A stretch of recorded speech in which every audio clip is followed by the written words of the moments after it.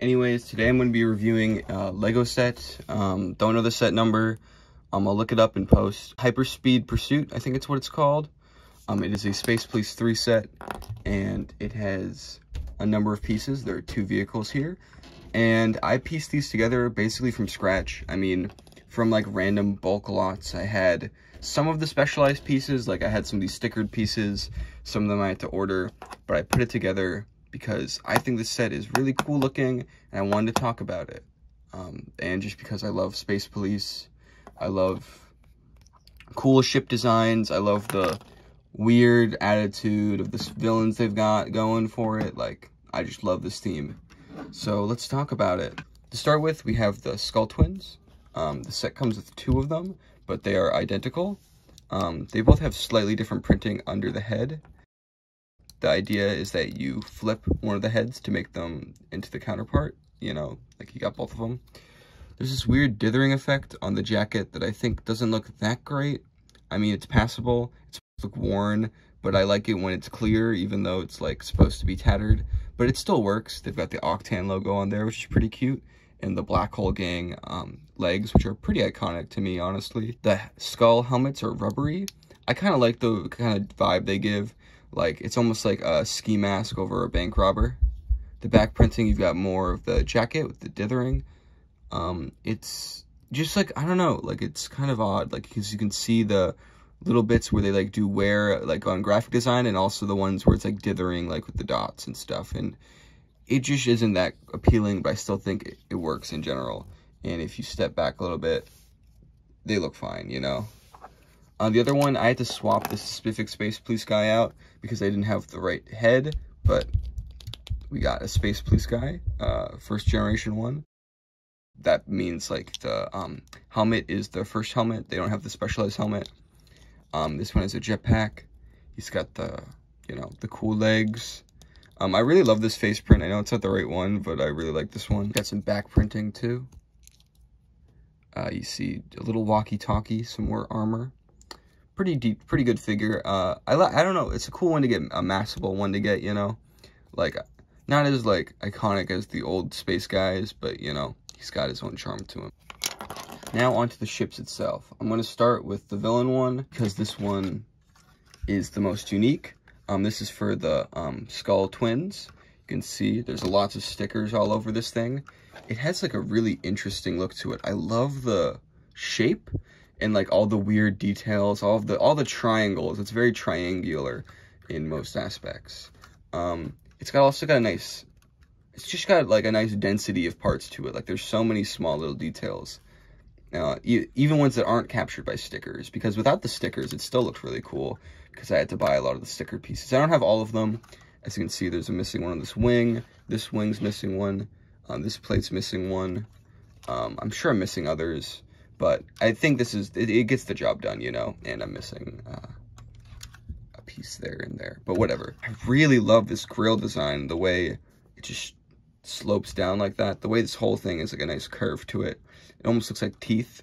I love how the red stripe is continuous throughout it, like it's black, but then there's the red stripe. Very cool there. Really good color design. There's this zombie sticker. I don't really know what that means. I'm very curious about it though. Weird detail is that they include like these studs that are just exposed for like no reason. We've got this cool exhaust, the fire. This like translucent orange piece is very good. I like that. I think this is the first theme to introduce the big fire piece, which is interesting. Because it looks pretty awesome. They would use this a lot in like Ninjago. The special feature this thing has is it has a missile shooter. In there, you flick this, and shoots a missile. I like these things. I always lose them though. I had to find a replacement one, but it actually interacts with the other ship part. In the back, you've got room for cargo. I'm missing a piece on here and 2 stickers, I believe. You're supposed to put gold in here, which I guess is what they're stealing. It's a hyperspeed pursuit. The pursuit is over gold, but also it's over, in canon, one of the Skull Twins is actually captured. So there's one controlling this vehicle. It's kind of odd that there's not really room for the other one. I'm sorry, I'm not showcasing it properly. I guess you could, in a hypothetical practical situation, you could stick one there and stick the other in the cockpit. Actually, let's take a look at the cockpit. The cockpit's very simple. I might have forgotten the steering wheel or something, but it seems like there's not like a ton there. But there is decent room, you know, for a minifigure. Pretty spacious area. The way this hood fits on is very interesting because the only studs are there, and then there's this like little curve thing that keeps it up, and it actually works pretty good while also making it easily removable, which is nice. Yeah, the windshield has this weird cracked effect. I don't know if I like that much. Like, cool, it's cracked, but like, I don't know. I like the idea that this is battle damaged. Like, you see there's like little gun bullets there. Mark, sure. But so, I don't know, the cracks in the windows I don't really love. An interesting thing is the 3 on this. That might be alluding to the fact that there are actually 3 skull twins, the third one being cranium, or they just like the number 3. Whatever it is, I just like details like that, where they're like, okay, we're just gonna make this random element a signature thing, you know? A signature of Lego Space Police 3. It's cool. I like it. Looking closer at the other details. Oh, that's awesome.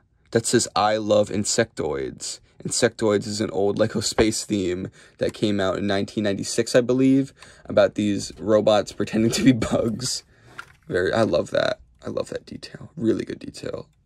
First, like, that makes the Lego fan in me so happy. So, that is this ship. And the other one is the one the Space Police dude drives in. And for the sake of this, I'm going to take him out and put him in to this cell. Just like the original Space Police, they have little cells in this one. What does this say? Prison transport pod may contain alien atmosphere. Danger. You can actually open this up pretty easily and put a minifigure inside, like this. There's a bug in here. Oh my. Oh my lord, there's a bug in here. Put that back in. Keep in mind that a lot of these pieces I used were older than the ones that would have originally came with this, so the connection's probably not as strong as it could be. But this is another great looking ship. I love the big panels they use here. Like, as you see, without it, it just doesn't have the same oomph, you know? Like, if I remove them like this, they're still connected via the thing, but it just doesn't have as much oomph, you know? But these really add, like, it makes the silhouette so much stronger. I love the use of this weird pipe through it. It just makes it feel way more connected. It makes it feel, I don't know, like, I like the idea that this is, like, almost powering these, like, lasers, because this does have weapons. This is a weaponized ship. You've got these little antennas that they use well. I like the angling of this. The little police sticker is kind of funny. I love the turbines in the back. These are very creatively done. You've got a spiderweb piece, and you have a bunch of clips that you put onto it to make this sort of turbine. It does, as you can see, mine has come off very easily. Maybe it's just the piece I used to connect it. Who knows? This is supposed to be stickered. I do have the stickered version somewhere. I just couldn't find it because I pieced together this from scratch. These panels, man, I love the arrows too. Kind of reminds me of like that classic Lego space where they had arrows to like signify when things could move. I'm missing a piece there, unfortunately. This moves up and down. And I love this big canopy piece, and I love how there's blue, like the light blue is, the translucent blue is all like within like this core area. It really makes it, you know, it looks good. It looks decent. It looks cool like that too. And like, I don't know, it looks good at most angles. Look at the bottom. I like the way it looks on the bottom too, because the black just contrasts the white nicely. You've got some older style jet turbines there, and the tubes, you can still see them in there. They actually, the base of this thing is like Technic, because that's where all the panels and stuff stay on.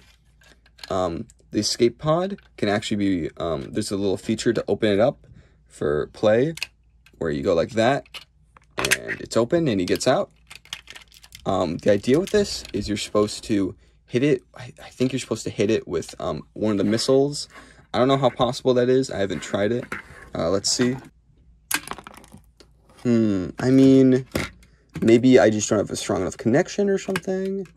Let's try this again. Let's try this again.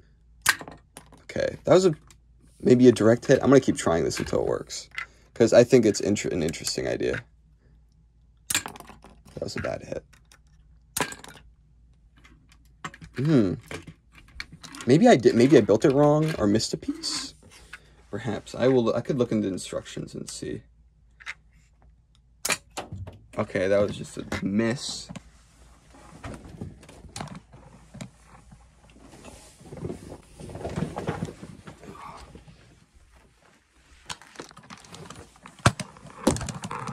So maybe this doesn't work the greatest. I probably built it wrong, let's be honest. Maybe if you take it out, maybe if I just have it like there, it'll work better. Let's see. Okay, I'm not good at aiming. I mean, it did open. It didn't like dramatically cascade. This connection is pretty strong between the studs, but it kind of works. It kind of works. One interesting thing about this is it has a Technic pin on there that doesn't connect to anything. Yeah, so it just kind of slots in there very loosely, but it isn't tight enough to not like fall out. If you're like playing with it, like you go like that, like it's in there. It's really more so you can just remove it easily if you get it at the right angle. Getting this part open is a little bit of a hassle. Usually the most reliable way is to remove that part too.